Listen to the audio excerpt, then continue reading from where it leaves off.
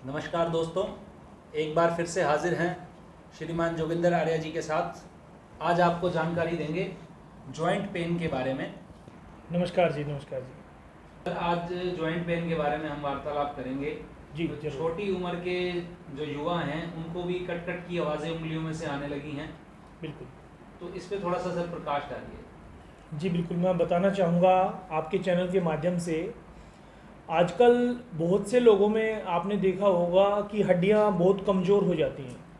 और उसका बेसिक कारण तो जैसे मैंने पहले भी बताया था कि खाना पीना होता है। अगर आप हमारी लास्ट वाली वीडियो देखेंगे तो उसमें मैंने काफ़ी टॉपिक्स बताए थे और इसका लिंक भी हमने डिस्क्रिप्शन में दे दिया है। और उसके आगे प्रकाश डालूंगा कि जैसे जो हम खाना पीना खाते तो हमारे शरीर में आयुर्वेद के अकॉर्डिंग जो भी हमने खाना खाया उसकी सप्त धातुएं बनती हैं। और सप्त धातुओं में कौन सी है? सबसे पहले जो भी हम खाना खाते हैं तो उसका रस बनता है, रक्त, मांस, मेद, मज्जा, अस्थि और फिर शुक्र। ये सप्त धातुएं शरीर में बनती हैं।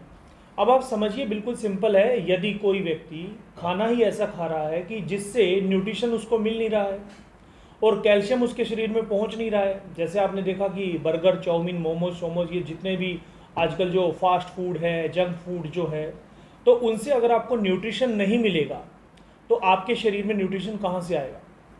तो बोन्स तो वीक होंगी ही होंगी। दूसरा सबसे बड़ा कारण क्या होता है बोन्स वीक होने का या जॉइंट पेन होने का? जो हमारे हम जितना भी आजकल आधुनिकता की ओर जा रहे हैं तो उसमें क्या होता है कि एक तो आपने देखा बच्चे आजकल धूप में नहीं खेलते हैं, जिसके कारण उनको विटामिन डी नहीं मिलता है। आजकल डॉक्टर अलग से टैबलेट लिखते हैं विटामिन डी के लिए। तो बहुत बड़ा कारण है कि धूप में ना खेलना, मिट्टी से दूर हो जाना। और फिर एसी, आपने देखा घर में एसी, बच्चों के स्कूल में एसी, व्यक्ति के ऑफिस में एसी, कार में एसी, बस में एसी, मेट्रो ट्रेन में एसी, जहाँ भी व्यक्ति जा रहा है वो एसी में ही रह रहा है। तो उसकी बॉडी इतनी वीक हो गई है, शरीर इतना कमज़ोर हो गया है कि वो उसकी सहन शक्ति बहुत ज़्यादा कमज़ोर है। तो क्या होता है कि उससे सबसे पहले जो है ना हड्डियों पे असर आता है। और जॉइंट्स आपने देखा, जो हमारे जो जॉइंट्स होते हैं जहाँ पर भी हड्डी जुड़ती है उसमें टेंडेंट और लिगामेंट्स होते हैं, जिसके कारण जॉइंट की मूवमेंट होती है। तो वहाँ पर जब यूरिक एसिड जमना शुरू हो जाता है तो वहाँ पर दर्द आना शुरू होता है। तो बोन्स वीक होने का कारण मैंने बता दिया, शरीर में विटामिन, मिनरल्स और कैल्शियम की कमी होना, इसके कारण बोन वीक हो जाती है। तो आचार्य जी, इससे निजात कैसे पाई जा सकती है? जी देखिए, बिल्कुल आयुर्वेद में तो इसका एकदम स्पष्ट वर्णन है कि यदि आप अपना खाना पीना बदल लेंगे, अपनी दिनचर्या बदल लेंगे, तो आपका शरीर जो रोगों से मुक्त होना शुरू हो जाएगा। और इसका सिंपल उपाय है कि आप वो चीज़ें खाएं जिनसे आपके शरीर में कैल्शियम, मिनरल, विटामिन, प्रोटीन वगैरह सब पूरा होता है। तो मैं आपको रिकमेंड करूंगा आयुर्वेद के अकॉर्डिंग आप अंकुरित अनाज का सेवन शुरू कीजिए। अंकुरित अनाज आप लेते हैं तो अंकुरित अनाज में प्रचुर मात्रा में आपको सब मिलता है। दूसरा, दूध का सेवन जरूर कीजिए। दूध अपने आप में एक पौष्टिक आहार माना जाता है और दूध का सेवन आप करते हैं। और दूध क्या करता है, रात को जरूर दूध पीना चाहिए, हल्का सा गर्म करके दूध पीजिए, उसमें थोड़ी सी हल्दी डाल लीजिए, वो आपके शरीर को रिकवर करेगा। आचार्य जी, आजकल एनर्जी ड्रिंक बहुत चले हुए हैं मार्केट में और शुगर की मात्रा उनमें बहुत ज़्यादा है, कैफीन की मात्रा भी काफ़ी ज़्यादा है, टोरेन एक्सेट्रा करके उनके प्राइसेज है 200, 200, 250, 250 रुपए की एक छोटी छोटी कैन दी जा रही है। तो एनर्जी के नाम पे शरीर का नुकसान भी हो रहा है। तो आप उन पे क्या विचार रखते हैं कि नेचुरल एनर्जी ड्रिंक कौन सी है हमारे योग के माध्यम से, हमारे शास्त्रों में? जी बहुत अच्छा क्वेश्चन आपने किया। लोग मार्केट में देखते हैं जितनी भी एनर्जी ड्रिंक है, हम किसी कंपनी का नाम नहीं लेते, कोई भी एनर्जी ड्रिंक है, तो सबसे पहले सोचने की बात है कि हमारे शरीर में एनर्जी नहीं है और हमें एनर्जी ड्रिंक के माध्यम से एनर्जी लेनी पड़ रही है। शरीर का एक सीधा फंक्शन होता है, अगर आप एनाटॉमी देखेंगे तो शरीर क्या है, ग्लूकोज के माध्यम से एनर्जी लेता है। ठीक है, हम जो भी खाना खाते हैं शरीर उसको ग्लूकोज में कन्वर्ट करता है और शरीर वहाँ से एनर्जी लेता है। हमारी ब्रेन की खुराक भी ग्लूकोज होती है। तो एक्स्ट्रा एनर्जी हमें क्यों चाहिए? सबसे पहली बात, जो हमारा शरीर काम कर रहा है, जितनी एनर्जी हमें चाहिए जो वो कैलोरी के माध्यम से, खाने के माध्यम से हम ले रहे हैं। दूसरा, जो खाना हम लेते हैं शरीर उसको ग्लूकोज में ही तो कन्वर्ट करता है और ग्लूकोज आपको एनर्जी प्रोवाइड करता है। हमारे बोलने में सबसे ज़्यादा एनर्जी लगती है। आपने देखा कोई व्यक्ति बीमार होता है तो सबसे पहले वो बोलना कम कर देता है, इशारों में बात करता है या बहुत धीरे बोलता है। तो एनर्जी और एनर्जी ड्रिंक की आपने बात करी, तो एनर्जी कहाँ से मिलती है ये चीज़ समझनी बहुत ज़रूरी है। मार्केट में एक बहुत बड़ा स्कैम, एक स्कैंडल चलाया जा रहा है जिससे लोगों को ऐड के माध्यम से ये दिखा के कि आप जब नर्वस फील करते हैं, आप थके हुए फील करते हैं, आपको थकान होती है तो आप एनर्जी ड्रिंक लीजिए, जिससे आपको क्या होगा, इंस्टेंट एनर्जी मिल जाएगी। चैनल 12 के माध्यम से एक बात बोलना चाहूँगा कि एनर्जी ड्रिंक के नाम पे जो धोखा है, जो ठगी हो रही है लोगों से, उससे बचना है। केला सबसे अच्छा माध्यम है एनर्जी का। आप कभी भी देखना, आपको अगर थकावट फील होती है, आपको कमजोरी फील होती है, तो 1 या 2 केले का आप सेवन कीजिए, आपको इंस्टेंट एनर्जी मिलेगी। तो ये तो सब एक मार्केट का धोखा है, छलावा है, इससे बचना है। इसके अलावा आचार्य जी, अपने भोजन में ऐसी कौन सी चीज़ों का इस्तेमाल किया जाए जिसके अंदर के ज़्यादा पैसे भी ना इस्तेमाल हों और घर की चीज़ों से इस्तेमाल हो जाए, वो चीज़ें बन जाए, जो भोजन की बात कर रहा हूँ मैं। बिल्कुल। देखिए, भोजन क्या है, जैसे मैंने आपको बताया था कि जो हमारा अगर भोजन अच्छा होगा तो हमारा जीवन अच्छा हो जाएगा। तो सबसे पहले आप भोजन में सात्विकता लाइए। गीता में श्री कृष्ण ने बताया है भोजन की 3 प्रकार की क्वालिटी है, सात्विक, राजसिक और तामसिक। अधिकतर लोग आजकल तामसिक भोजन कर रहे हैं। तामसिक भोजन करेंगे तो तमोगुण शरीर में बढ़ जाते हैं, ठीक है, या फिर राजसिक भोजन करते हैं।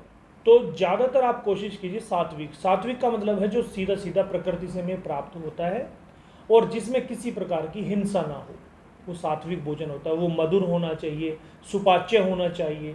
तो गीता में उसका वर्णन आता है। दूसरा ये कि घर पे आपको देखिए, जो भी दालें हैं, जितनी भी दालें, उनको आप अंकुरित करके ले सकते हैं।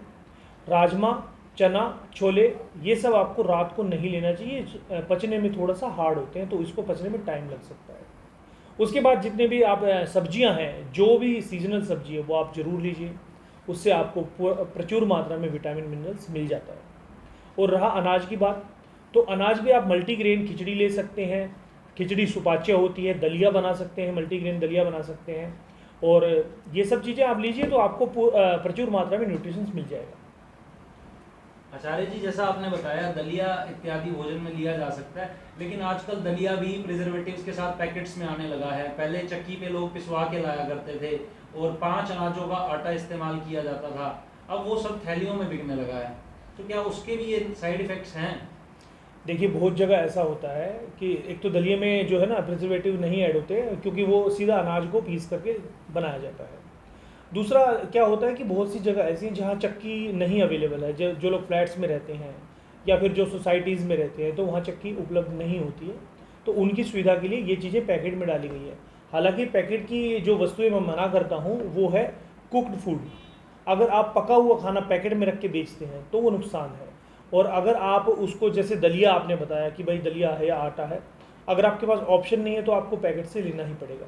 हाँ, उसको आप बनाइए, अच्छे से पकाइए, धीमी आंच पे पकाएं और कोशिश करें एल्युमिनियम के बर्तन ना हो, मिट्टी की हांडी में पकाएं या फिर कम से कम स्टील, लोहे की, इनमें तो पका सकते हैं। तो वो एल्युमिनियम जो है वो ज़्यादा नुकसान करता है। आचार्य जी, शाम के समय में भोजन सूर्य ढलने के बाद निषेध कुछ लोग बताते हैं, तो इसके क्या कारण रहते हैं?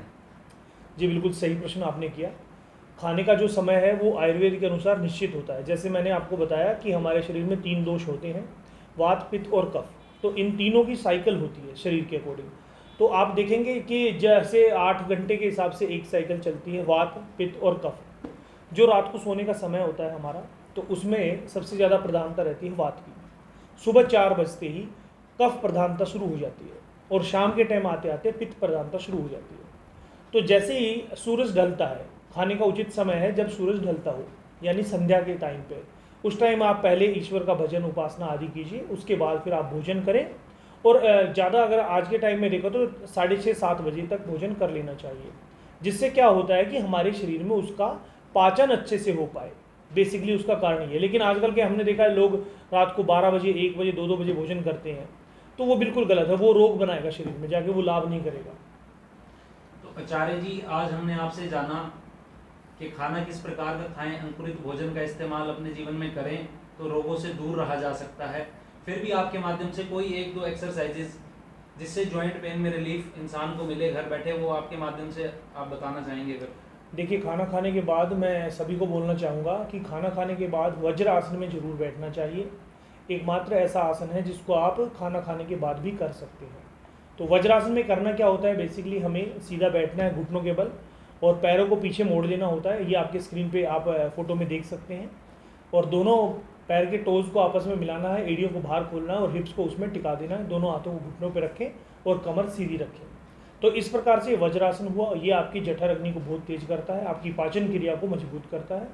इससे कभी आपको कॉन्स्टिपेशन जैसी शिकायत नहीं होती और खाना आसानी से पच जाता है।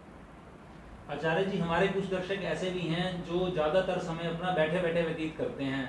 बीपीओज में काम करने वाले लोग, बैंक्स में काम करने वाले लोग, उनको डिस्क की समस्या बता दी जाती है डॉक्टर्स द्वारा, काफ़ी परहेज बता दिए जाते हैं, बेल्ट लगा करके लोग घूमते रहते हैं। तो उस पर आप थोड़ा सा प्रकाश डालिए कि योग के माध्यम से किस तरह से निजात पाई जा सकती है। जी, ये एक बहुत ही इम्पोर्टेंट विषय है और आज के समय में हमने देखा है कि बहुत लोगों को कमर की जो है प्रॉब्लम आती है, खास करके माताएं बहनों को कमर में दर्द की प्रॉब्लम आती है। तो इसके ऊपर एक विस्तार से वीडियो हम जरूर बनाएंगे। अभी ये मैं आपको थोड़ा शॉर्ट में समझा देता हूँ क्योंकि वीडियो बहुत बड़ी हो जाएगी। इन शॉर्ट में ये है कि देखिए, जब आपकी पोस्चर है, जैसे हमारी स्पाइन आप देखेंगे कमर की हड्डी है, तो वो मोस्टली सीधी होनी चाहिए जब भी आप बैठते हैं। लेकिन जैसे मोस्टली हम लोग कंप्यूटर पे काम करते हैं तो हमारी गर्दन की पोस्चर ये होती है, गर्दन सामने झुकी होती है और कमर भी झुकी होती है। तो बीच बीच में जब भी आपको समय लगे तो आपको कुछ स्ट्रेचिंग करनी है। जैसे दोनों हाथों को यहाँ पे रखेंगे और धीरे से कमर को ऐसे पीछे की ओर स्ट्रेच कीजिए, ये एक बेस्ट एक्सरसाइज होती है। दूसरा, दोनों हाथों को ऐसे सामने रख करके कमर को ऊपर की ओर ऐसे, ये एक स्ट्रेचिंग कर सकते हैं। दोनों हाथों को यहाँ पर लगा करके कोहनियों को घुमाने वाली एक्सरसाइज, आप ये वाली एक्सरसाइज कर सकते हैं रिलैक्सेशन के लिए। तो ये 2-3 एक्सरसाइज ऑफिस में भी आप कर सकते हैं। और बाकी एक डिटेल वीडियो हम बहुत जल्दी लेकर के आएंगे अपने दर्शकों के लिए, जिसमें हम स्लिप डिस्क के ऊपर बात करेंगे और ये बहुत इंपॉर्टेंट विषय है। इस वीडियो के लिए इस माध्यम से आपको ये जानकारी मैं देना चाहता हूँ कि बहुत जल्दी स्लिप डिस्क के ऊपर एक वीडियो हम लेकर आने वाले हैं। आचार्य जी धन्यवाद, आज बहुत अच्छी जानकारी आपके माध्यम से दर्शकों तक हम पहुंचा पाए हैं। तो इसी तरह दोबारा से आपसे मिलेंगे और इस स्लिप डिस्क के बारे में आपने बताया, इस पर एक विशेष वीडियो हम बनाएंगे। तब तक के लिए धन्यवाद। और दर्शकों, आपसे एक निवेदन करना चाहूँगा, इस चैनल को लाइक सब्सक्राइब जरूर कीजिए और जितना हो सकता है इस वीडियो को अपने दोस्तों के साथ शेयर कीजिए। हो सकता है कि आपका एक शेयर किसी व्यक्ति के काम आ जाए। धन्यवाद।